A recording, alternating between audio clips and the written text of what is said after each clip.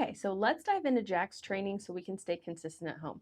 Whenever we're working with Jack, we want to make sure we reinforce and reward the behaviors we want to continue to see from Jack, and also use our training equipment daily to make sure that if he chooses not to listen to our commands or do something that we're not approving of, we can follow through and correct that behavior and tell him, hey, that's inappropriate, but if you do X, Y, and Z, you'll get rewarded. So let's dive into his training equipment. We have his prong collar, which we're going to use anytime Jack is on a leash. So this is on walks, and this is going to be a little bit in the house when we're first having guests come over, so we can help redirect him where we want him to go with the help of a leash, and then we can slowly fade away from using this in the house. But of course, we want to have it whenever we're on walks or around, a busy traffic area. That way he is on a leash. So how to put this on Jack? We're going to take these prongs apart so they just slip down and through, and then we're going to squeeze this. It's about technique, not strength, and we're going to squeeze it back together like so.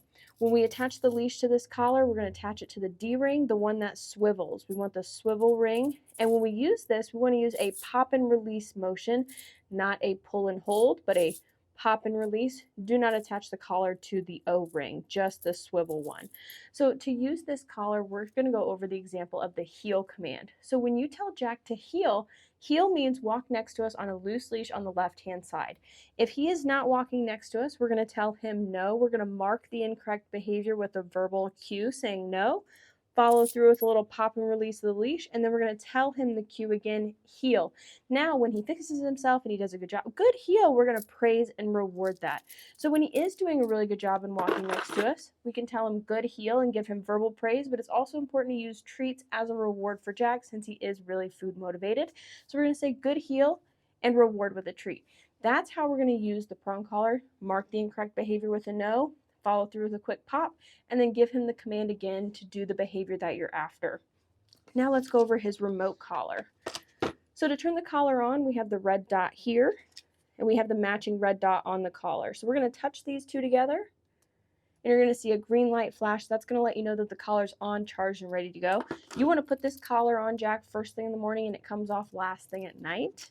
And it should last about 2 days on a charge, but we'll go over all that information later. So we have the on-off button back here. We're going to push and hold that until the screen lights up.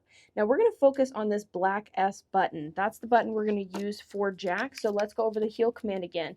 So we're out walking. He gets a little excited. He starts to walk ahead on the leash. We want him to know that heel means walk next to us on a loose leash, not to pull ahead. So we're going to mark the incorrect behavior, no, follow through with the black S button, and then repeat the command heel. So it's no, heel, no, heel. So we're going to use that sequence for all the commands if he decides not to obey the command in the first place. So then, of course, we're going to reward. So that is heel. Then whenever you're on a walk, 80 to 90% of your walk should be in the heel position. The other 10 to 20%, you can tell him free. That's his time to sniff, go to the bathroom, and kind of walk wherever he wants to on the walk. We're following him versus having him following our lead in that free area. So then we have sit. Sit means stay is implied until he is told free. So for example, door manners. Whenever we approach a door, either going inside or outside, we're going to have him sit just to help prevent that bolting out the door behavior. So we're going to have him sit, open the door. Now we have the option to either tell him heel and walk through, or tell him free that he can go through, and then we can shut it behind him. If he gets up or doesn't sit when you ask, follow through with the training equipment. If he does, praise and reward that behavior, especially in the beginning. The first few weeks are really important to encourage him to do the behaviors and commands that you're wanting, because it's helping him transition back home versus being here at the training center. Then we have down. Down means lay down and stay until he is told free. So with down, we don't want to free from a distance. We don't want to like put him in a down and then walk 10 feet away and call him to us, because what we're rewarding is him getting up and coming to us, not the actual stay itself. So whenever we're doing down or place, we always want to go back to him and free him from there. So if he's doing a good job, we're going to reward low. If he gets up or doesn't go in the down position when we ask, we're going to use these tools to follow through. Say no, follow through, give the command. So then let's talk about place. Place is going to be a really useful command whenever you're having people over or whenever your son's friends are around. That way he can be involved, but he is on a set place, a set boundary. So it's a boundary stay on an elevated bed, ideally. If his feet are on the bed, he's on place. He can sit, he can stand, he can lay down. As long as he stays within that boundary, he's on place.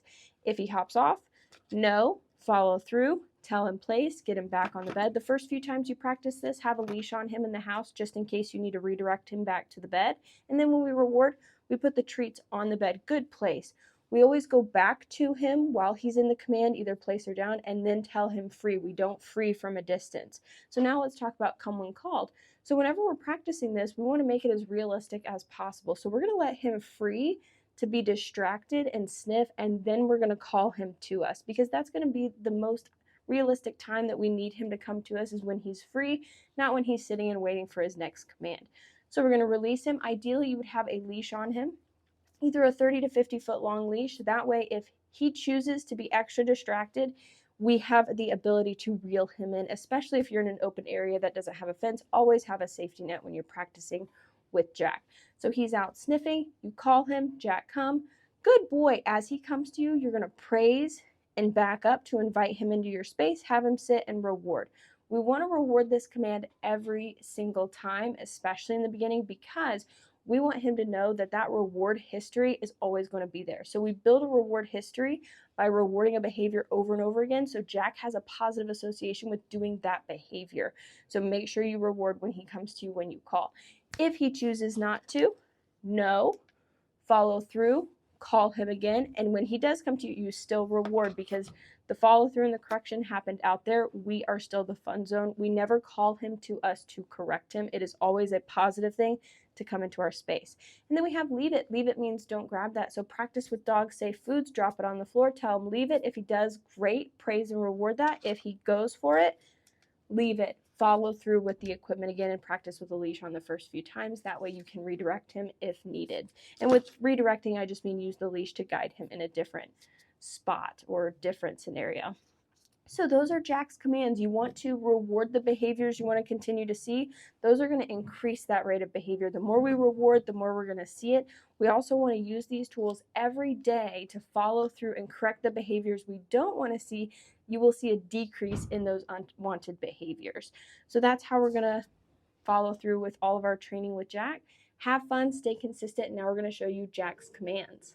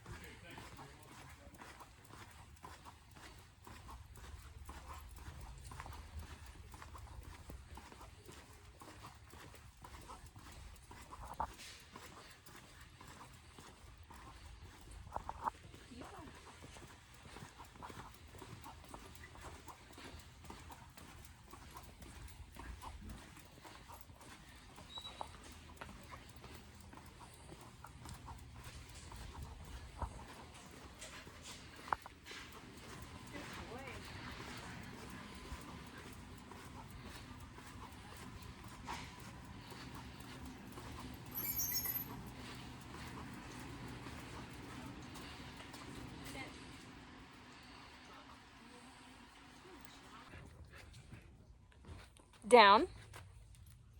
Good boy. Down.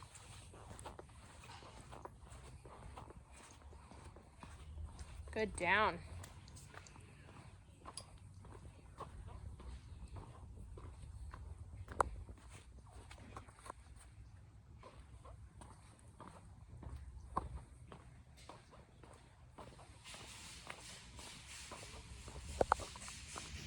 Down.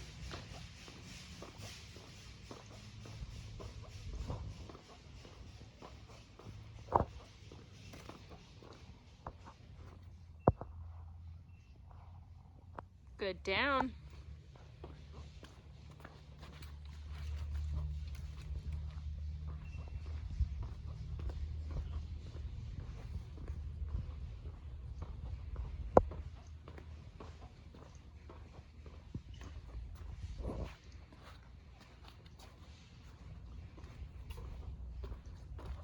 Good, down. Good boy.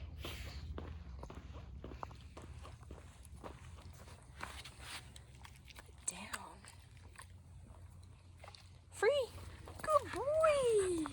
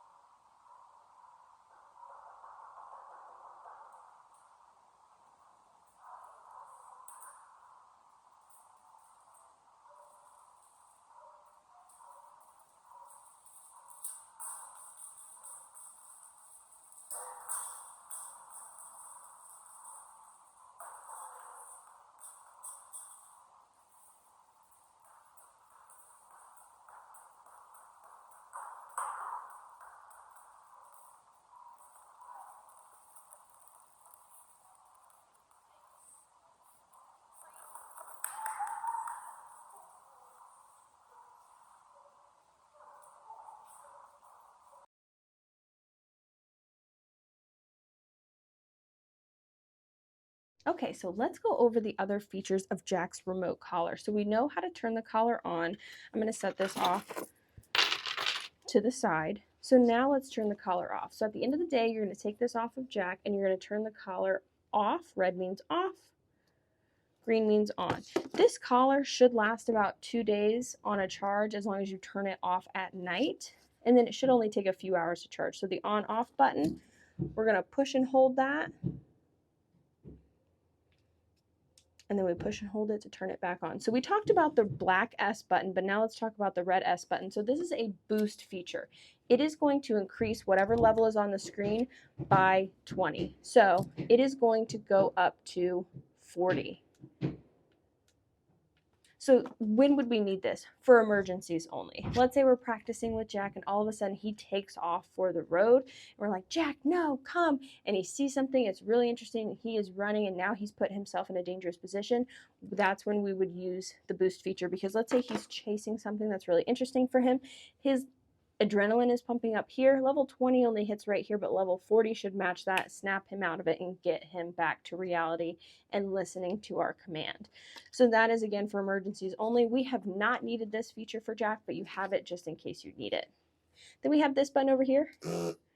It's vibrate. So we can use this as a warning later on in Jack's training. So he's doing really well, but he's kind of starting to slip up a little bit. Hey, remember what you're supposed to be doing. You're supposed to be laying down. You're supposed to be on place. Whatever his command was, we give him that reminder. And then, of course, I like to make sure before I put this collar on Jack, I press the vibrate a few times to make sure I turned it on, and then I can put it on him. That way I can stay consistent with my commands and expectations. So level 20 is working for him right now, but in the future, he might need to adjust that. So let's say he is not really listening to 20 and he's kind of pushing the limit and really testing us. Let's go ahead and bump it up to 25. If he is giving more of a dramatic response to 20, we can turn it down to 15. So how to do that? It is locked right now because the 1D is solid. So we're going to unlock it by pushing down and holding until the 1D is flashing. Now we can turn it down or turn it up as desired. We will set it to the level we want, so we're going to stick with 20, and then we need to push down and hold it so that the 1D stops flashing, and we lock it. That way, if this is in our hoodie pocket or if this is in our coat pocket or around our neck, we don't accidentally turn it too high or too low for Jack. And then we have the on-off button in the back, but if we just tap it, it turns into a little flashlight so you can see Jack at night. Really cool feature. We have the little M/C button. You don't need to worry about that button. It changes the stimulation buttons from momentary to continuous. So basically, even if I hold down on this button for eternity, it will only stimulate that momentary second. We don't need continuous at the stage that he's at now. We use that in the beginning of training at a really low level to show him that this actually meant come to us and get rewards, with the continuous at a much lower level. This is rechargeable. Charging ports back here, and then on the collar itself, right there. Again, it should only take a few hours to charge, and it could last about 2 days on a charge. We have the charger right here that can charge both at the same time. Now, Jack doesn't have long hair, so you don't really have to worry about changing the little prongs on the collar to the longer ones, but these are the extended, that would be the tool to change it, and these are the little extender prongs. The manual is here at the bottom to go over all the buttons in greater detail, but we pretty much covered everything. Now, this model is waterproof. He can go swimming with it, but you want to make sure that he is dried thoroughly after swimming, because the collar does have to fit snug so that the prongs make good connection with his skin, but also so the prongs aren't rubbing his neck and creating irritation. So we want to make sure it fits snug. So with that, water can get underneath and then it can't really dry out because it's kind of snug. So you want to make sure that you take this off, dry him thoroughly, and then put it back on to prevent any bacteria from going into like a hot spot or anything like that. So those are the rest of the features of his remote collar. Have fun, stay consistent, and let us know if you have any questions.